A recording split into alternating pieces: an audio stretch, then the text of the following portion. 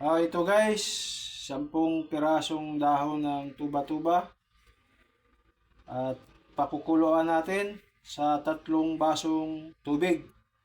So ito guys, makikita po ninyo. Ayun. So magpapakulo na po tayo guys. At ito ay pagkatapos ay iinumin po natin ito dahil ito po ay maraming kagamutan sa rheumatic, sa may mga tumor, liver cancer, breast cancer, at mga back pain, hemorrhoids, at marami pang iba.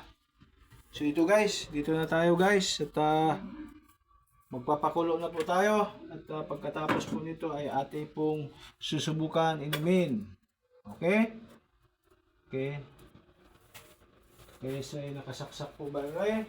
Lang po guys at sa susunod pag inom ko po nito, ibibidyo rin po natin at para ma-update ko po kayo. Maraming salamat sa mga viewers.